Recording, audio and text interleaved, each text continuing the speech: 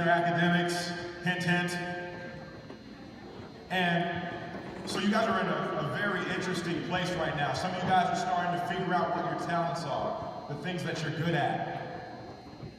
And as each of you individually finds out what's been placed in you, the talent that's been placed in you, you have a unique opportunity as a school, as each class, as leaders of those classes, as teachers. You have a unique opportunity to come together and do something great. In the short time that I've been able to talk to your administrators here, I see they have a passion for what they do. And they care about you guys individually. They care about each and every one of you achieving something great. And because they put that kind of attention to detail and that kind of passion behind what they do, it really gives you guys a big launching pad onto the rest of your lives. And so jointly coming together in unity. You know, they say when people come together in one accord with like one mind, one goal, then nothing can stop them. I want you guys to think about that for a second. When people come together, when one or more people come together with one accord or one mind, with one goal, then nothing can stop them. When we talk about the athletes in the room, it's easy for me to speak of athletes because I am one, I was one. As a team, when you can come together as a team and you can put down what your vision is as a team, what your one goal is as a team, and everyone fights towards that one goal with that one vision, you can't be stopped. You look at the great teams that are out there. The Denver Broncos just won the Super Bowl.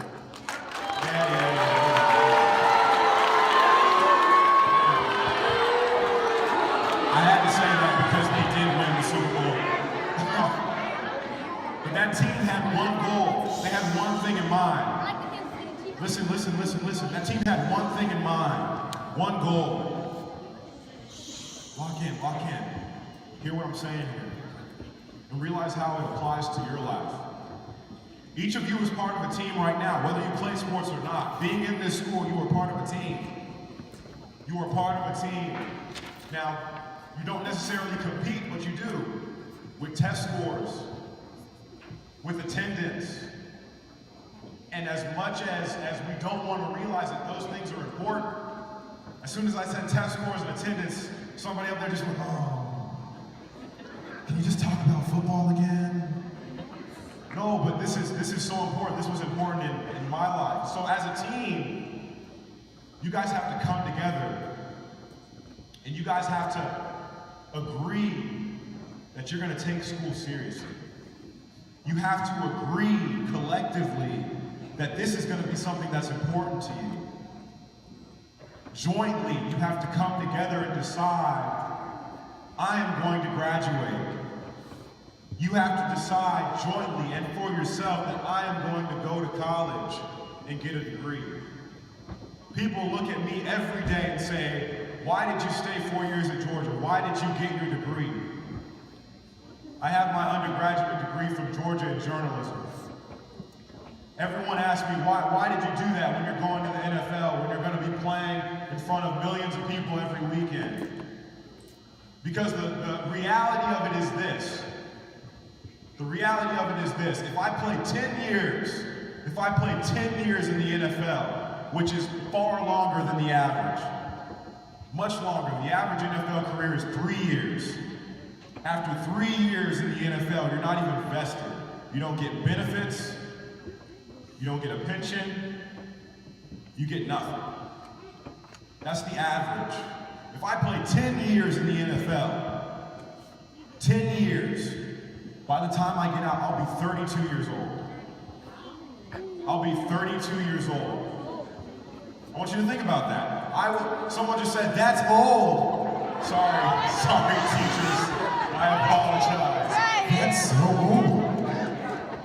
32 years old. I will have my whole life, God willing, I will have my whole life ahead of me. And so what does that mean? I will have to get a job.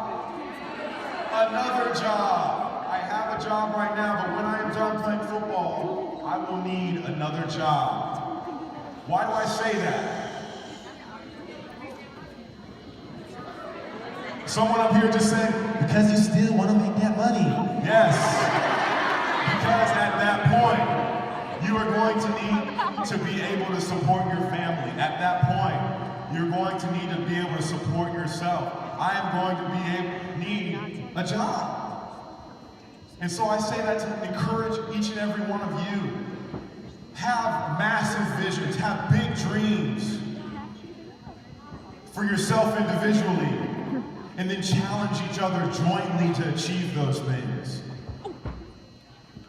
Because ultimately, that's what school is for. School is for setting you up to graduate, to go to college, to be something special. The next part of JAG time is achieving. We just talked about jointly, how jointly you should have a goal for yourself in school. Jointly, you should have a goal for yourself in the talents that you guys are discovering that you have. You should come together, you should challenge each other's. Teachers, you should challenge your students. Students, you should challenge your peers. We just talked about doing that jointly. Now we're going to talk about achieving. We're going to talk about achieving. When I was in school, as probably many of you can relate, you have your people in class who do every assignment, turn in all of their homework, make straight A's. Everybody can think of them right now. And then you have your people who don't do all their homework, who don't make good grades, who are living somewhere near the bottom, and who need some help, honestly. Lock in with me, guys. Lock in. Refocus. And then you have those guys who are right in the middle, who are just making it by, just doing just enough so that their teacher doesn't say anything. But they have the potential to be so much more, to accomplish, to achieve. I want to encourage you right now to set higher bars for yourself. There's this thing called complacency, and you never want someone to use that word when describing you, ever. Complacency. If one of the things that you remember from what I said today, I want you to remember that word, and I want you to never let that word be said in conjunction with your name. Complacency, apathy. That's saying, oh, well, I don't really care that much. I mean, where I'm at is kind of good right now. I mean, I don't need to step outside of myself to help somebody else because, I mean, I'm good. I mean, my grades are all right, I'm passing. I mean, I don't have to go the extra mile. I don't really need to know this. I mean, who's going to use this after this class? Complacency and apathy, don't ever let that be said of you. Always raise the bar. Always raise the level. Always raise it. When you reach it, you raise it again. When you reach it, you raise it again. Lock in with me, guys, because the honest truth about this is right here. I've been in a lot of these assemblies. I've spoken to a lot of kids, and some of them get it and some of them don't. It's a choice. The sad fact is there's about 20% of the kids in here who are listening to me right now. There's about 20% of the kids in here who are going to get it, who take this stuff seriously. It's not a lot of time. 15 minutes isn't a long time. There's about 20% who are going to take this to heart, and they're going to do something with it. And they're going to achieve. And they're going to challenge each other. They're going to work jointly. Be one of those. Don't be one of the people who lets it go in one ear and out the other. Don't let it be one of the people who's thinking about lunch, even though when I was in middle school, all I thought about was lunch. So lock in with me here. Achieve, always raise the level. There are two words that you never want to be said about you, or people. You never want people to use those words to describe you. Complacent and apathy. Always raise your level. Always set goals. And if you don't know how to achieve those goals, use these teachers, use these administrators. That's why they're here. That's why they do what they do. My mom is a teacher. Being a teacher isn't the most glamorous job. It's not the most high-paying job. Many of these teachers do it because they care about you. And they want you to achieve. They want you to be greater than they were. That's the reason my mom does it. So take advantage of that. They don't get praise for it. Students come and go. And they don't get thanks for it. I'm thanking you right now. Because it was teachers like you who spoke to me and poured into my life, and I was one of the 20% who listened. And these are some of the things that I was able to achieve because I listened, because I did. So we just talked about jointly coming together, every single one of us, with one common goal, trying to achieve something, never being apathetic, never being complacent. I'm getting excited down here thinking about it. Because you know, these things apply to what I do. I don't have to sit behind a desk every day. I get to go into work in sweatpants. And so, these things excite me, and they should excite you too. There are so many opportunities that are in your life that you haven't seen yet. You, and you, all of you, even administrators and teachers, you should have a goal. You should have dreams and visions. You should never be complacent or apathetic. This should excite you too. So the third part, the third piece of JAG time is what? Greatness. Jointly achieving greatness.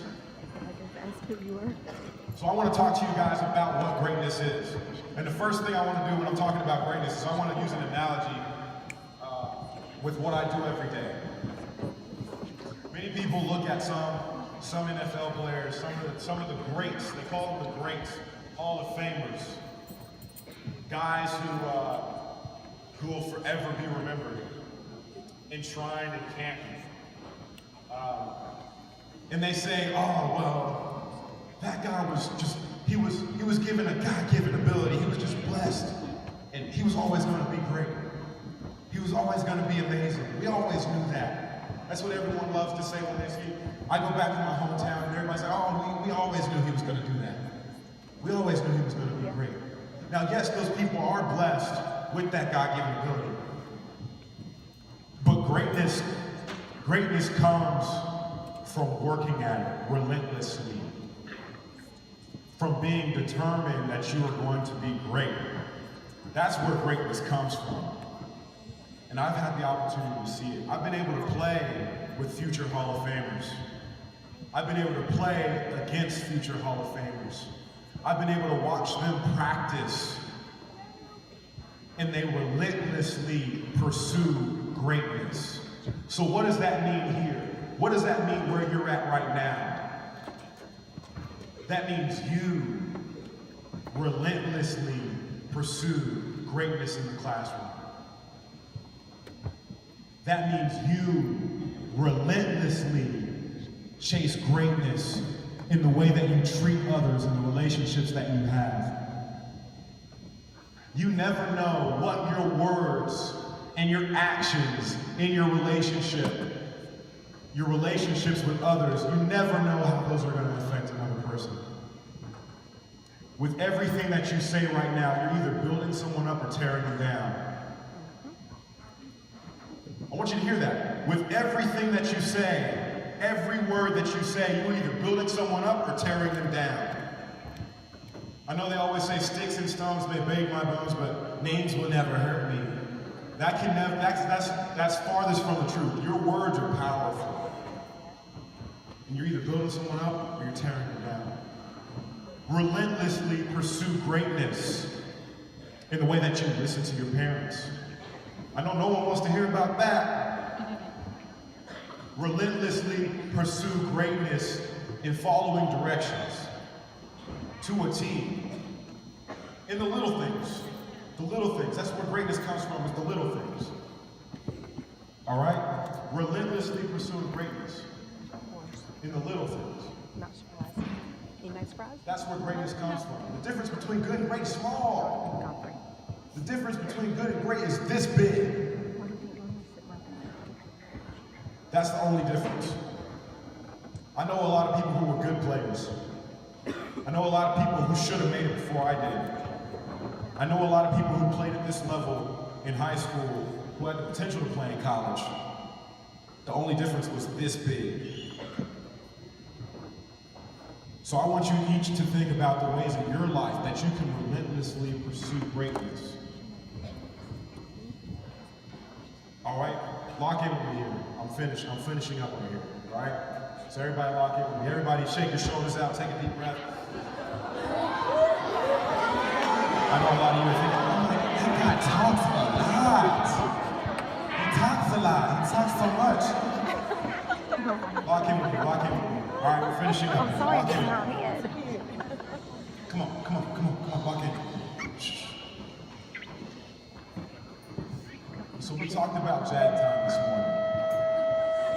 We just talked about Jag time. Jointly achieving greatness. And I just gave you guys, I just imparted some wisdom to you guys. Now it is your job to do something with it. Jointly. Coming together with unity, with one goal in mind. And then not allowing those beside you to bring you down or lower their level. Raising them up, challenging them. Jointly. Achieving. Not being apathetic, not being complacent. It matters. And then greatness. Greatness comes from a relentless pursuit. A constant pursuit. When people tell you that you can't achieve it, you let it go in one ear and out the other. When one of your peers tries to bring you down, because unfortunately that's the way the world works, if you're going towards something great, there are going to be people trying to pull you down, because they're not. You shake those people off, and you relentlessly pursue greatness. Jag time. Relentlessly. Jointly achieve greatness.